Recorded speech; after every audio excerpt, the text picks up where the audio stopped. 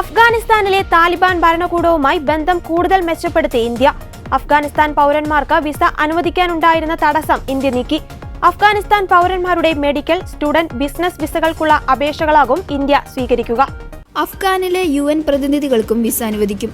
വിസയ്ക്ക് വേണ്ടി ഓൺലൈനായി അപേക്ഷിക്കാം. ഇതിന്റെ പുരോഗതിയും ഓൺലൈനായി തന്നെ പരിശോധിക്കാം. അഫ്ഗാൻ നാഷണൽ ഐഡന്റി കാർഡ് ഉപയോഗിച്ച് വേണം വിസയ്ക്ക് അപേക്ഷിക്കാനെന്നാണ് ഇന്ത്യ നിർദ്ദേശിച്ചിരിക്കുന്നത്. മാത്രമല്ല, എല്ലാ വിവരങ്ങളും ഇംഗ്ലീഷിൽ തന്നെ രേഖപ്പെടുത്തണം. വിസ അനുവദിച്ചു കിട്ടിയാൽ ഇന്ത്യയിൽ പ്രവേശിക്കുന്ന വേളയിൽ ഇവരുടെ ബയോമെട്രിക് വിവരങ്ങൾ ശേഖരിക്കും.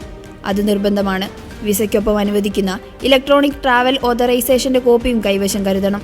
ഇതിൽ അനുവദിച്ചിരിക്കുന്ന സ്ഥലത്ത് മാത്രമേ പോകാൻ അനുവദിക്കൂ. നിയന്ത്രണങ്ങൾ ഏർപ്പെടുത്തിയിട്ടുണ്ടെങ്കിലും വിസ നടപടികൾ തുടങ്ങിയത് അഫ്ഗാനിസ്ഥാനുമായുള്ള ബന്ധം സാധാരണ നിലയിലേക്ക് എത്തുന്നതിന്റെ സൂചനയാണ്. 2021 താലിബാൻ അഫ്ഗാനിസ്ഥാനിൽ ഭരണം പിടിച്ചതിന് പിന്നാലെ ഇന്ത്യ കാബൂളിലെ എംബസി അടച്ചിരുന്നു. ഇതിനൊപ്പം വിസ നടപടികൾ നിർത്തിവെച്ചിരുന്നു. സുരക്ഷാ കാരണങ്ങളാലാണ് ഈ നടപടിയെടുത്തത്. ഈ നിയന്ത്രണങ്ങളിലാണ് ഇപ്പോൾ ഇളവ് വന്നിരിക്കുന്നത്. 2022 ചെറിയ ഉദ്യോഗസ്ഥ സംഘത്തെ എംബസിയിലേക്ക് ഇന്ത്യ നിയോഗിച്ചിരുന്നു.